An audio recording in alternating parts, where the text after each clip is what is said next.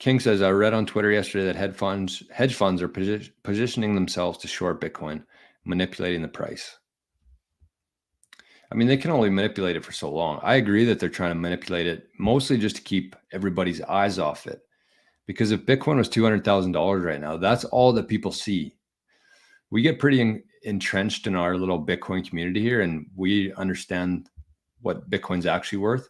But for the average person, all that they look at is the price of Bitcoin in US dollars, which is a completely illusionary measurement system. But if Bitcoin was, let's say it went to $200,000 tomorrow, like everybody would be texting you. Everybody would be trying to buy Bitcoin. That's how humans are. That's how psychology works. Nobody buys it when it's down. Nobody buys it when it's flatlining for a while because it's not exciting. The majority of people who get into Bitcoin are there to make money. They get in because the number's going up. And a lot of people stick around after that happens, but that's the driving force to get people to look at Bitcoin. And the longer they can keep the price of Bitcoin down, the less eyes they're going to have on it, and the more of that they're going to be able to accumulate. They're not worried about the price. They're worried about the supply of Bitcoin.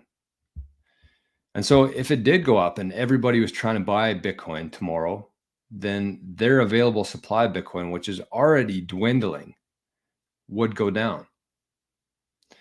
And I saw a post today that said that between MicroStrategy and Tether, between them, they're buying 350 Bitcoin per day on average.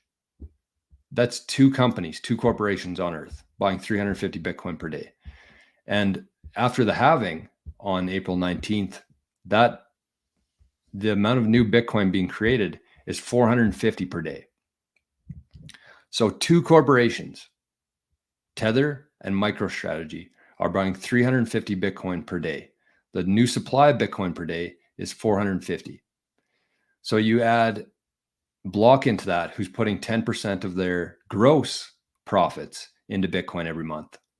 And that, I would say, is going to push it over the 450. So that's three corporations on Earth that are buying more Bitcoin per day than the new Bitcoin being created. So at some point, there will be this massive supply crunch as all of it flows out of Grayscale, as more and more companies start doing the same as Block, Tether, MicroStrategy. You throw Metaplanet into that now. It's going to happen. It's not a matter of if, it's a matter of when this year it happens.